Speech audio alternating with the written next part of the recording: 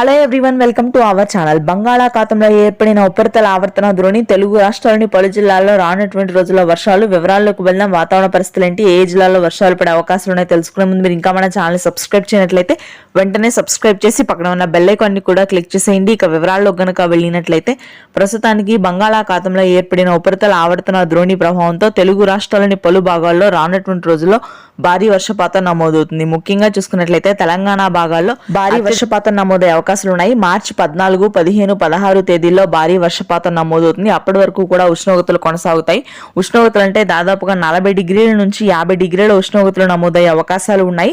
ఆ తర్వాత మనకి భారీ ఉరుము మెరుపులతో కూడినటువంటి వర్షపాతం, వడగండ్ల వాన నమోదవుతుంది. తెలంగాణలోని ఖమ్మం, భద్రాద్రి కొత్తగూడెం, మేడ్చల్, మంచిర్యాల, రాజన్న సిరిసిల్ల, హైదరాబాద్ నగర వ్యాప్తంగా కూడా రైతులందరూ అప్రమత్తతగా ఉండాలని వాతావరణ కేంద్రం అయితే హెచ్చరికలు జారీ చేసింది. ఇకపోతే మనకి మధ్యాంధ్ర, గుంటూరు, కృష్ణా, తూర్పుగోదావరి, పశ్చిమ గోదావరి జిల్లాల్లో కూడా భారీ నుంచి అతి భారీ వర్షపాతం నమోదయ్యే అవకాశాలు అయితే ఉన్నాయి. గంటకి 80 నుంచి 90 కిలోమీటర్ల వేగంతో ఈదురుగాలులు వీస్తాయి. రాయలసీమ, దక్షిణ కోస్తా, దక్షిణ తెలంగాణ భాగాల్లో అయితే పూర్తి స్థాయిలో పొడి వాతావరణం నమోదవుతుంది. ఉష్ణోగ్రతలు మాత్రం భారీగా పెరుగుతాయి, 42 డిగ్రీల వరకు కూడా. ఇది ప్రస్తుతానికి ఉన్న వెదర్ అప్డేట్. Thank you.